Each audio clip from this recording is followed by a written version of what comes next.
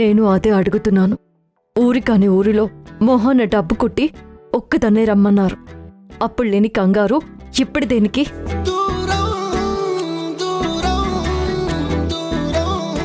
ఇంటికి వెళ్ళి మాట్లాడుకుందాం పద.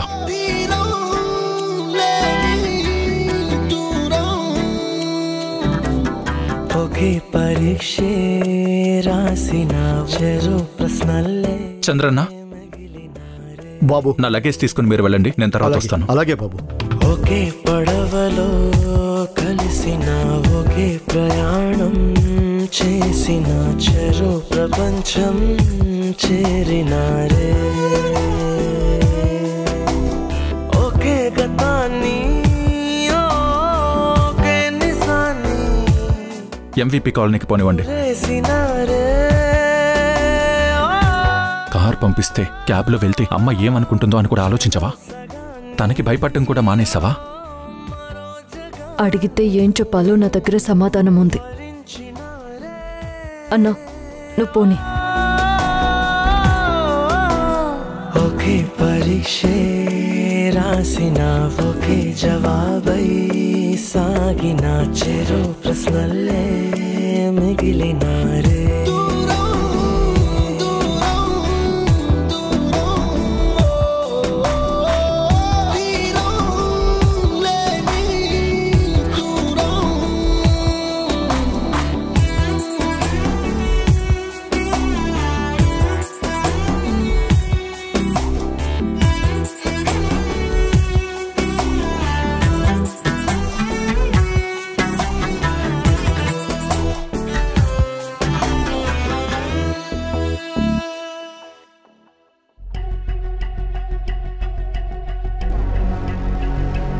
చంద్రనా? అమ్మా, ధ్రువ వచ్చాడా? క్యాబ్లో వస్తున్నారమ్మా. క్యాబా? ఏమైందో తెలియదమ్మా. ధ్రువబాబు లగేజ్ ఇంటికి తీసుకెళ్ళమని చెప్తే తీసుకొచ్చానమ్మా. వెళ్ళు, లోపల పెట్టేస్తానమ్మా. మైలు రాయికొక్క మాట మార్చు దూరం, మలుపు మలుపుకొక్క దిక్కు మార్చు దూరం, మూడు ముళ్ళ ముచ్చటే ముళ్ళ బాటగా మార్చే. ఎంతైంది అన్నా? దూరమన్నది మొదలైన చోటు మరిచిపోతే కాదే పయనమన్నది.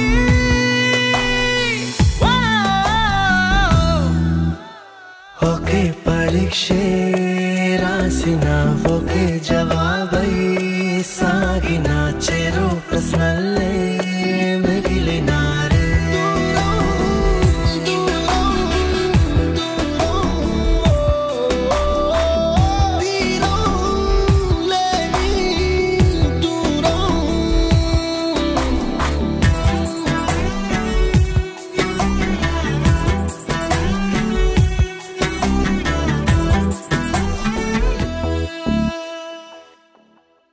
ధ్రువ, ఎయిర్పోర్ట్కి కార్ పంపిస్తే క్యాబ్లో వచ్చావేంటి? ఫ్రెష్ అప్ అయి వస్తానమ్మా, తర్వాత అన్ని వివరంగా చెప్తాను.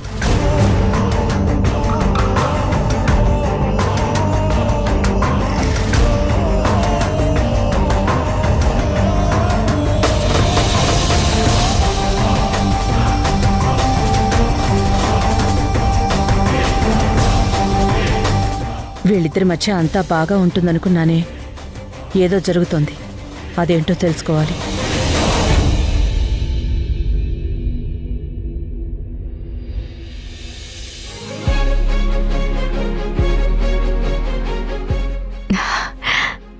నందితమ్మ, టాబ్లెట్స్ వేసుకున్నారా?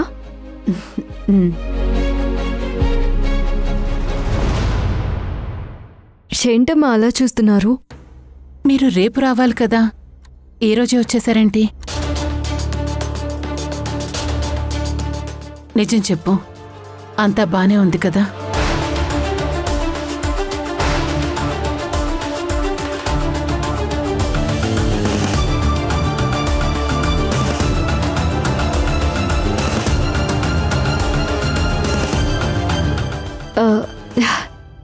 మీరిదే మాట అడుగుతారని ధ్రువ సార్ అన్నారు. ఒక్క పూట ముందు వెళ్తే అత్త కంగారు పడిపోతుంది చూడు, అంతా బాగుందా అని అడుగుతుంది చూడు అని అన్నారు. నువ్వింకా సమాధానం చెప్పలేదు. నన్ను చూస్తే మీకు తెలియడం లేదా నేను సంతోషంగా ఉన్నానని? మేం వెళ్ళింది ఎంత పెద్ద రిసార్టో తెలుసా నందితమ్మా? చాలా బాగుంది. కాకపోతే ఆ రిసార్ట్ ఓనర్ గారు చెప్పడం వల్ల ఎక్కడికెళ్ళినా నలుగురు వెనకే వస్తున్నారు. ఏం కావాలి ఏం కావాలి అని ఒకటే విసిగించేశారు.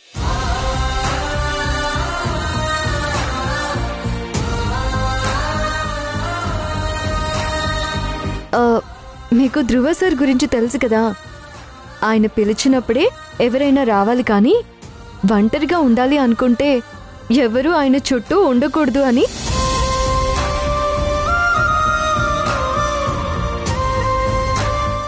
అందుకే విసిగొచ్చి వెళ్ళిపోదాం అన్నారు. నేను నందితమ్మని మిస్ అయ్యాను, అందుకే సరే అని వచ్చేశాను.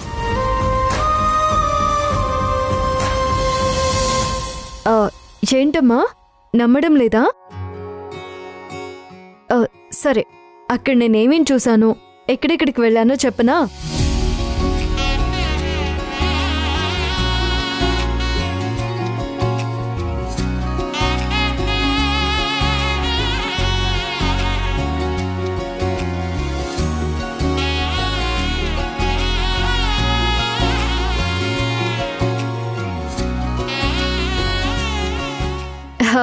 అక్కడ పెద్ద పార్క్ కూడా ఉంది నందితమ్మా.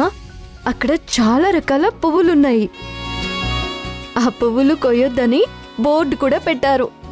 కానీ ధ్రువ సార్ నా కోసం పువ్వులు కోసి ఇవ్వాలని అక్కడి నుంచి ఒక పువ్వు తెంపేశారు. అంతే, పరుగో పరుగు, వెనుక వాళ్ళు ముందు నేను. రన్నింగ్ రేస్లో ధ్రువ సార్ ఫస్ట్ అనుకుంటా, భలే పరిగెత్తారు.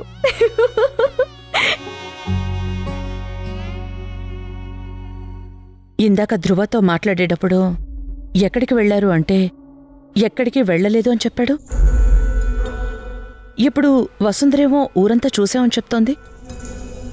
వాళ్ళొచ్చిన తీరు చూస్తే గొడవ పడ్డట్టు క్లియర్గా అర్థమవుతోంది. కానీ తను ధ్రువని సపోర్ట్ చేస్తే ఎందుకు మాట్లాడుతోంది? నందిత ఆరోగ్యం బాగోలేదనా?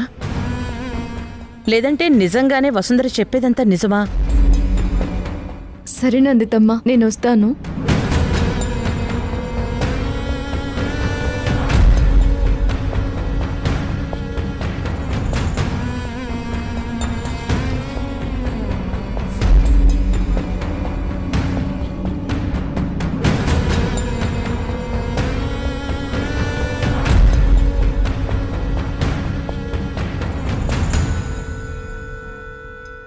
ఏమైనా కావాలా మేడం?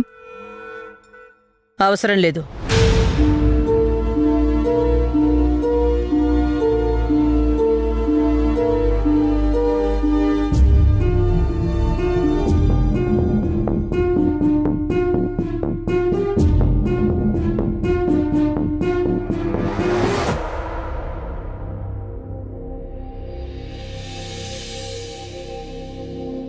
వద్దు, చాలు.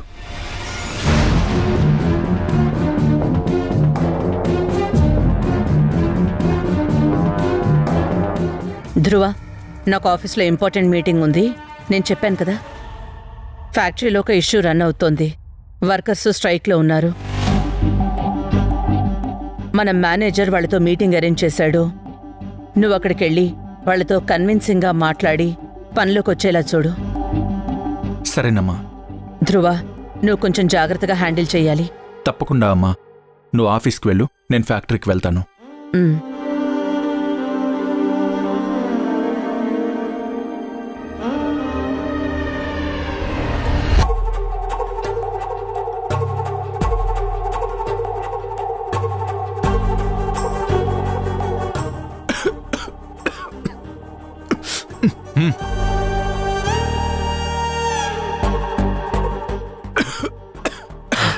ధ్రువ,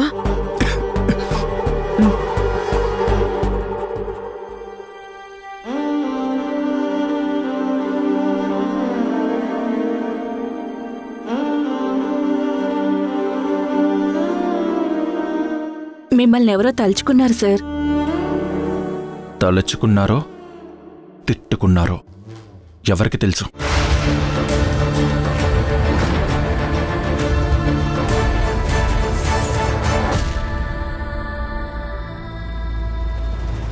మేడం, ఈరోజు మార్నింగ్ 10కి డెలిగేట్స్తో మీటింగ్ ఉంది, కానీ 11కి ఫ్యాక్టరీ యూనియన్ లీడర్స్తో కూడా మీకు మీటింగ్ ఉంది.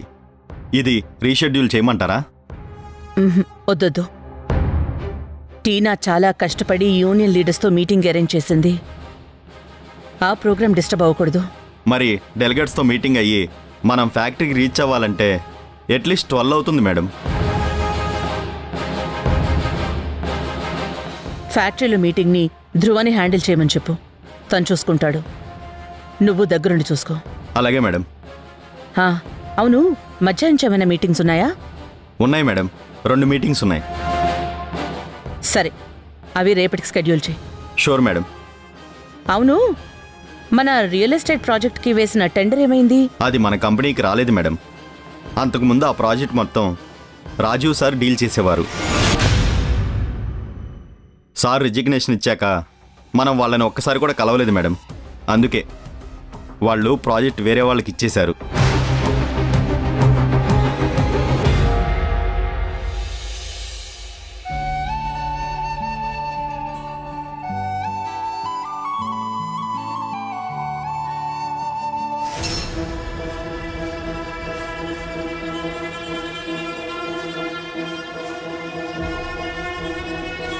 ఏంటమ్మా అలా చూస్తున్నారు?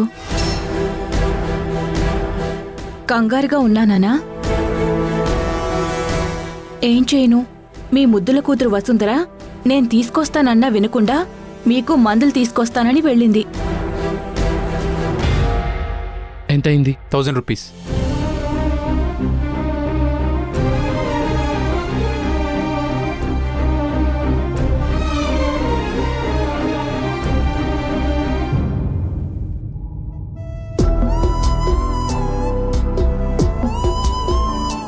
కార్తిక్ బావా.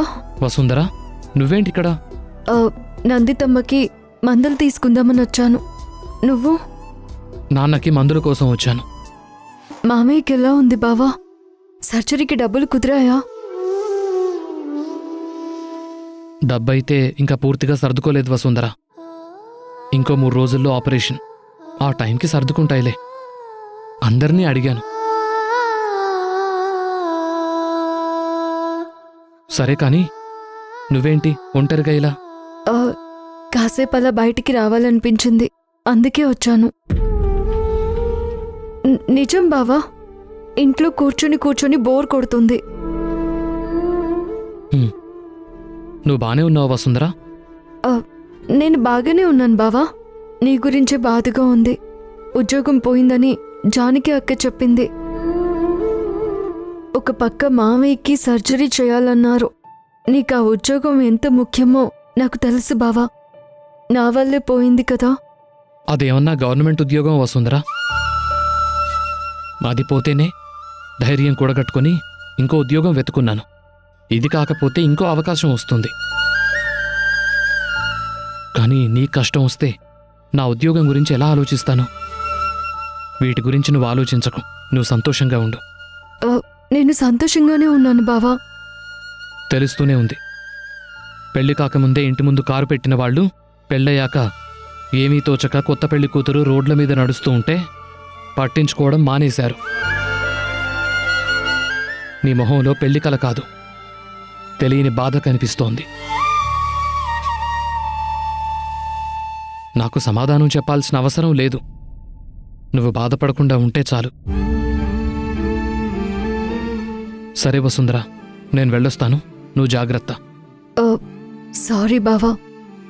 చెప్పాను కదా, నా గురించి నువ్వేం ఆలోచించకు. ఉద్యోగం వచ్చేస్తుంది. నువ్వు సంతోషంగా ఉండు.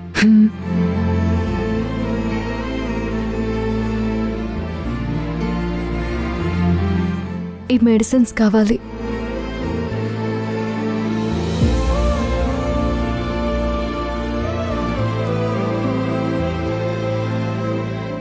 Thank you. సరే వెళ్తాను. సరే బావా, వస్తాను.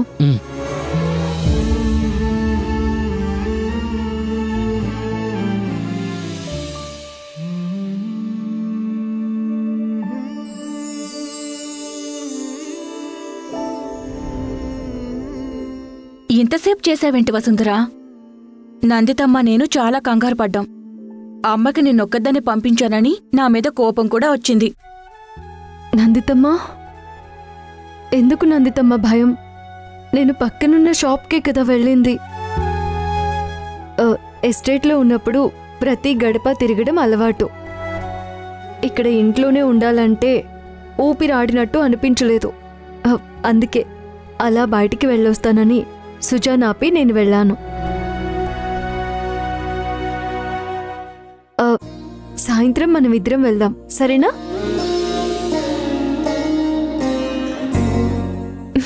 మా మంచి అమ్మ. ఇదిగో.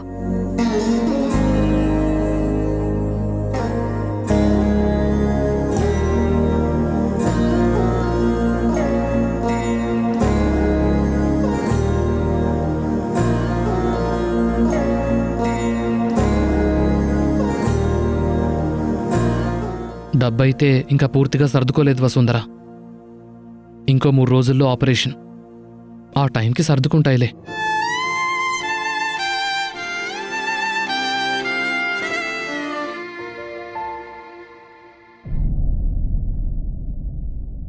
సార్, మొత్తం వర్కర్స్ అంతా స్ట్రైక్లోనే ఉన్నారు సార్.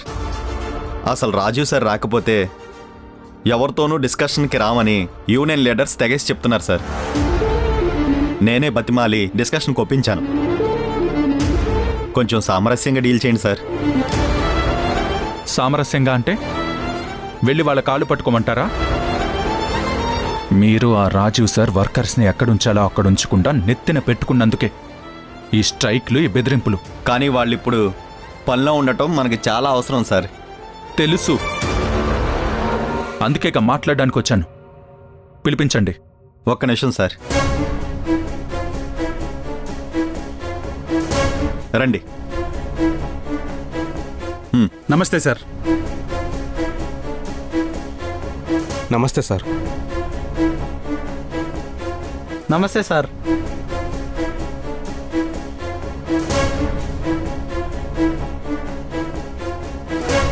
అసలు ఈ స్ట్రైక్ ఎందుకు? మీరేం ఎక్స్పెక్ట్ చేస్తున్నారు? మేము కంపెనీలో వర్క్ చేయడానికి మాకు 2 కండిషన్స్ ఉన్నాయి. మా జీతాలు పెంచాలి, ఆపేసిన బోనస్లు ఇవ్వాలి,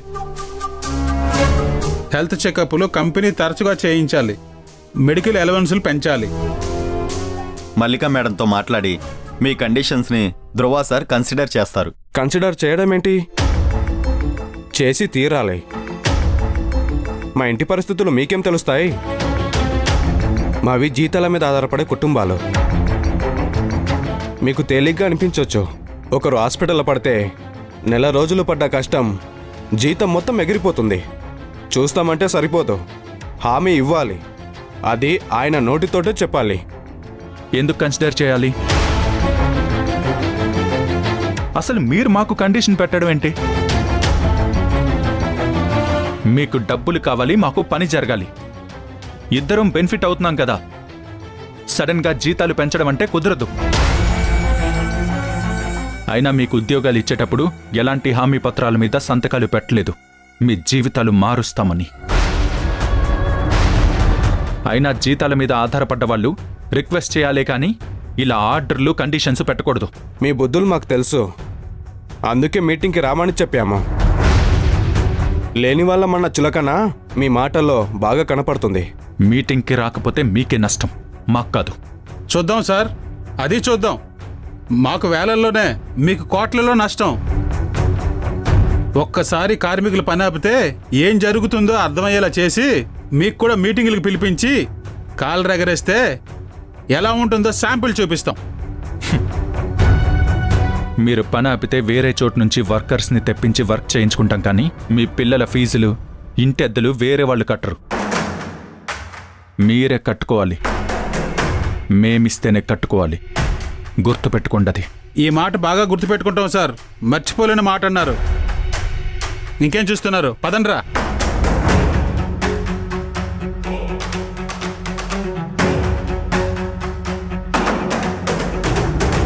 సార్, మీరు కొంచెం తగ్గి మాట్లాడాల్సింది. వాళ్ళు తగ్గారా? నెత్తి మీద కూర్చున్నంత మాత్రాన ఆకాశం అందదు. వాళ్ళ కళ్ళు దిగి కిందికి రావాలని అర్థమైన రోజున మూసుకుని వస్తారు.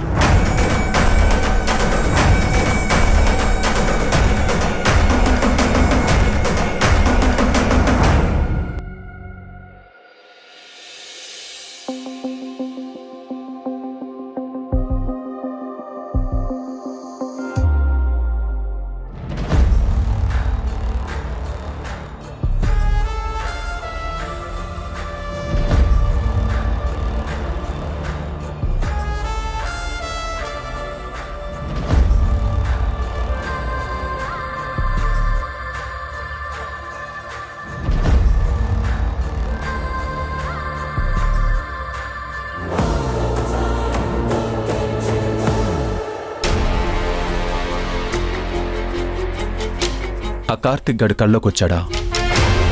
ఏం చేశాడు? పట్టుకున్నాడా? ఎక్కడ పట్టుకున్నాడు? ఇక్కడ పట్టుకున్నాడా? ఇక్కడ పట్టుకున్నాడా? లేదా ఇలా పట్టుకున్నాడా? చెప్పు. ఇలా పట్టుకున్నాడా? నీకు ముద్దు పెట్టాడా? నన్నెందుకు పెళ్లి చేసుకున్నావు? ఆ కార్తిక్ గారిని పెళ్లి చేసుకోవాల్సింది.